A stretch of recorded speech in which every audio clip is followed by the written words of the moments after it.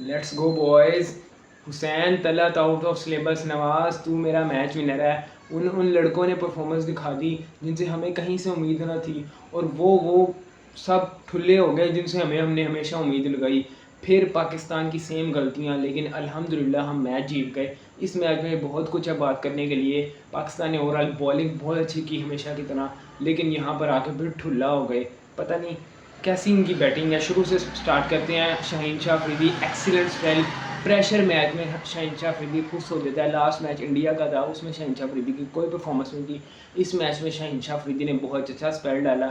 समझ नहीं आता कि एक दिन आप रेस्ट कर लेते हैं बॉलिंग से, एक दिन आप एक बहुत अच्छी बॉलिंग कर देते हैं, एक दिन आप चांद पर चले जाते हैं, एक दिन आप ज़मीन पर वापस आ जाते हैं। समझ से बालातर है शाहीन शाह अफरीदी की। देखें, जो गलतियां हम उस पर बात करेंगे। मैच जीत गए, वेल एंड गुड, बट उस दिन भी आपको चांद पर ही रहना चाहिए था। अगर आप आज चांद पर गए हैं तो कल आपने ज़मीन पर वापस आ जाना है। 4 ओवर 28 रन 3 विकेटें। राणा फ़हीम अशरफ से आज 4 ओवर करवाए। मुझे सलमान अली आगा की तबीयत आज को ठीक नहीं लग रही थी, ठीक है। आज फिर थोड़ी सी बोंगियाँ मारी कैप्टनसी में सलमान अली आगा ने। सबसे बड़ी बोंगी सलमान अली आगा ये मारते हैं अपनी कैप्टनसी में। पावर प्ले में ही अपने 3-4 बॉलर ट्राई कर देते हैं। इतने एक्सपेरिमेंट करते हैं आप। पहले आप पावर प्ले में दूसरा ओवर साइम को देते थे, ठीक है, आपने साइम का पत्ता काट दिया बीच में से। फिर आपने अब अबरार को देना शुरू कर दिया, फिर आपने अबरार का पत्ता भी पावर प्ले से काट दिया। फिर आपने हारिस रऊफ़ को देना शुरू कर दिया, फिर आपने हारिस रऊफ़ का पत्ता भी काट दिया। अब आपने राना फ़हीम अशरफ को देना शुरू कर दिया। और आप पाँचवां ओवर आपने, और पाँचवां ओवर भी फ़हीम अशरफ से करवा लेते हैं, किसी स्पिनर से करवा लेते। तीनों फास्ट बॉलर्स को अपने, जिन्होंने ऑल द मैच बॉलिंग करनी है, उनसे पावर प्ले में ओवर करवा लिए। शाहीन शाह अफरीदी से 3 ओवर पावर प्ले में करवा लिए, वेल एंड गुड।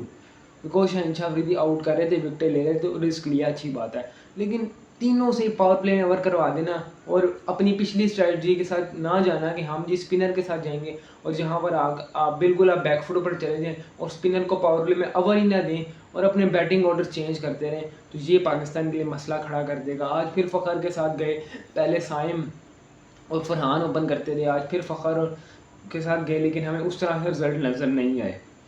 अगर हम श्रीलंका की ओवरऑल बैटिंग करें तो श्रीलंका ने उस तरह बैटिंग की है, तू चल में आया। आज श्रीलंका की बैटिंग देखकर मुझे कहीं ना कहीं पुरानी पाकिस्तान टीम की बैटिंग याद आ रही थी। तू चल में आया वाला सीन था।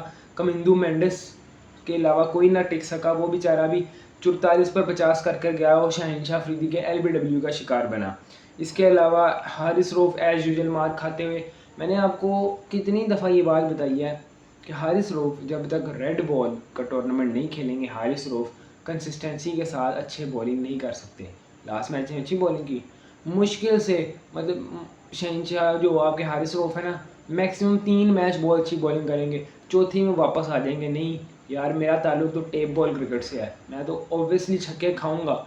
मतलब एक साइकी बन गई है कि यार मैंने ओवर में छक्का खाना ही खाना है, मैंने ओवर में बाउंड्री खानी ही खानी है, मैंने फास्ट बॉल करवा के पिच पे बैठना ही बैठना है, मैंने अपने बालों को खुजलना ही खुजलना है। ये हारिस रऊफ़ की साइकी बन चुकी है। उसके अलावा आज सलमान अली आगा ने एक ओवर करवाया, बिकॉज 2 लेफ्टी थे, दोनों तरफ उन्होंने अकल का इस्तेमाल करके एक ओवर करवाया। हुसैन तला आउट ऑफ द सिलेबस। यार मैं इस बंदे को हमेशा पर्ची कहता रहा और अब भी कहूँगा, बिकॉज डोमेस्टिक में इसकी कोई परफॉर्मेंसेज नहीं है जिसकी बेस पर ये टीम में आया, लेकिन आज इसने बॉलिंग बहुत एक्सेप्शनल की। इसने जो आपको back to back wickets provide करके दी, वहाँ से आप मैच में टोटली तौर पर आपकी ग्रिप बन गई थी और श्रीलंका बैकफुट पे चला गया था, उन पर प्रेशर आ चुका था। हुसैन तलत ने 3 ओवर करवाए, 18 स्कोर खाया सिर्फ, और 2 विकेटें हासिल की। अबरार अहमद एक्सीलेंट ऑलवेज, लेकिन बात वही आ जाती है, जब प्रेशर मैच की बारी आती है, जब इंडिया पाकिस्तान की बारी आती है, तब आपकी ये बॉलिंग फिगर्स, तब आपकी ये विकेट्स, तब आपकी इकोनॉमीज, तब आपका ये एग्रेशन, तब आपकी मैच विनिंग नॉक्स कहाँ पर होती हैं। प्लानिंग के साथ नहीं आते बड़े मैच की। मैं जिक्र करता रहूँगा बिकॉज वो मैचेस दो मुझे अंदर से खा रहे हैं। वी मस्ट बीट बांग्लादेश, इंशाल्लाह इंशाल्लाह इंशाल्लाह। बहुत इजी टास्क है, आपने बांग्लादेश को हराना है और on the way to final, और इंडिया को हराना है। उसके बाद बैटिंग पर वापस आए साइड से फरहान 160 का स्ट्राइक रेट से खेला। लास्ट टाइम उनके स्ट्राइक रेट से गिला था, 2 छक्के और 1 चौका लगाया। फ़खर जमान यूएई से खिला लो फ़खर ज़मान को, ओमान के ख़िलाफ़ चल जाएगा फ़खर ज़मान, लेकिन फ़खर जी कहते हैं फ़खर ज़मान प्रेशर में चलता है। कौन से प्रेशर में चलता है फ़खर ज़मान का? जब प्रेशर टीम पे हो, फ़खर ज़मान पे और प्रेशर आ जाए T20 में। 22, 23, 24, 25 4 साल हो गए, फ़खर ज़मान की कोई एक T20 की नॉक नहीं है कि जी उसने मैच जितवाया हो पाकिस्तान को।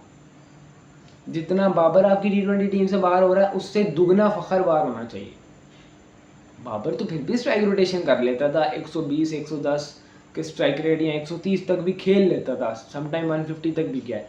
लेकिन फ़खर साहब तो बिल्कुल ही शेल में चले जाते हैं, और जब जब शॉट लगाने पे आते हैं तो शॉट बड़ी तगड़ी लगती है, शॉट लगाते हैं तगड़ी, लेकिन अक्सर ट्राई में फ़खर 4 की ट्राई करेगा जिसमें से एक शॉट लगेगी, और वो भी जो फ़खर का रीजन है मिड विकेट का, उसके अलावा फ़खर साहब को कहीं और शॉट नहीं लगानी आती। एक तो हमारे प्लेयर्स के पास शॉट रेंजेस जो है ना वो बहुत ज़्यादा कम है, जिसकी वजह से हमें मुश्किलात का सामना करना पड़ता है। साइम अयूब, वनिंदु हसरंगा ने क्या कैच पकड़ा, वनिंदु हसरंगा ने और साइम अयूब एज यूजुअल अपनी बुरी फॉर्म को बरकरार रखते हुए किसी क्रिकेटर को इतने चांस नहीं मिले जितने मेरे दोस्त साइम को मिल गए। ठीक है, आज मैंने स्टैट देखा, 42 मैचेस साइम ने खेली हैं, 42 से 43 मैचेस के बाद बाबर के 1600 रन है T20 में। ठीक है, और 128 का strike rate. Saim Ayub same situation, 800 कुछ रन और 133 का स्ट्राइक रेट। बाबर की आई थिंक 15 गलत नहीं तो 15 तब तक हो चुकी थी, और बाबर की एवरेज थी 50 की, और साइम की एवरेज कितने की? 20 की। नहीं चल रहा ना, साइड ऑन कर दो, हमें नहीं देखनी अब नो लुक शॉट्स। एक लिमिट होती है चांस की। पीछे अली ज़रियाब, अज़ान अवैस और रुहेल नज़ीर, साद बेग, अरफात मिन्हास जैसे बहुत ज़्यादा बैट्समैन मौजूद है हमारे पास, हसीबुल्ला, लिस्ट लगी पड़ी है पीछे, लड़के तैयार हैं, प्रोडक्ट हमारी तैयार हो रही है, लेकिन आप साइड ऑन आपको अब करना पड़ेगा साइम को। बहुत ज़्यादा हमने देख लिया कि यार साइम के पास शॉट बहुत ज़्यादा है।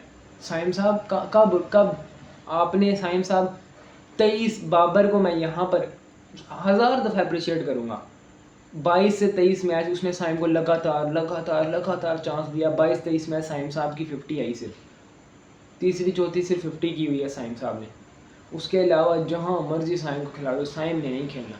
साइम गलत शॉट पर ही आउट होगा। साइम ने प्री प्लान शॉट्स होती हैं साइम की, अब भी पहले प्लान कर लेते कि मैंने निकल के जो है ना over the extra cover hit लगानी है।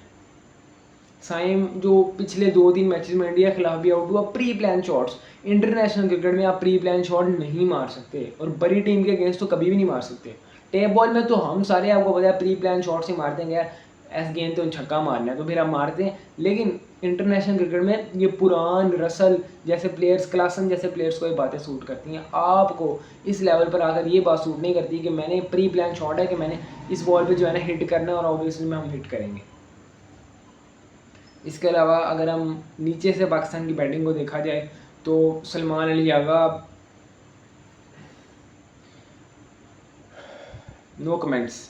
हुसैन तलत क्रूशल इनिंग्स, 4 चौके लगाए और क्रैम्प्स आ गए थे बीच में। Mohammad Haris, no comments. मोहम्मद नवाज़ 24 पर 38, 158 का स्ट्राइक रेट, 3 छक्के और 3 चौके।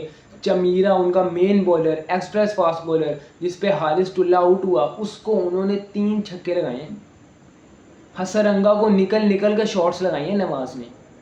प्रॉपर मैच विनर है बैटिंग की सूरत में मोहम्मद नवाज़ हमारे पास, बॉलिंग में मैं नहीं कहूँगा। फ़हीम अशरफ और शहनशाह अफरीदी की बैटिंग अभी रहती थी, लेकिन शुक्र है कि 17 बॉल पहले पाकिस्तान ने मैच ख़त्म किया। 12 बॉल पहले मुझे लग रहा था कि मैच जो है ना आखिरी ओवर तक ना चला जाए या 2 ओवर पहले ना ख़त्म हो जाए, लेकिन पाकिस्तान ने पहले मैच ख़त्म कर लिया। और अगर आप इसे 20 बॉल पहले ख़त्म कर लेते तो आपका रन रेट इंडिया से भी अच्छा होता और आप ऊपर आ जाते। बट कल का मैच है, कल ऑब्वियसली बांग्लादेश हारेगा इंडिया से, तो ज़्यादातर चांस यही है। और पाकिस्तान बांग्लादेश, अगर बांग्लादेश नहीं भी आता और पाकिस्तान इजीली जीत जाता बांग्लादेश से, तो पाकिस्तान हॉट फेवरेट है क्वालिफाई करने के लिए एशिया कप के फाइनल के लिए। मैं आपको प्रेडिक्ट कर रहा हूँ यहाँ पर बैठा हुआ, पाकिस्तान वर्सेस इंडिया फाइनल होगा और पाकिस्तान विनर होगा। नोट कर लें बात को, 9 मिनट और 30 सेकंड पर मैंने बात की है, नोट कर लें। Thank you so much.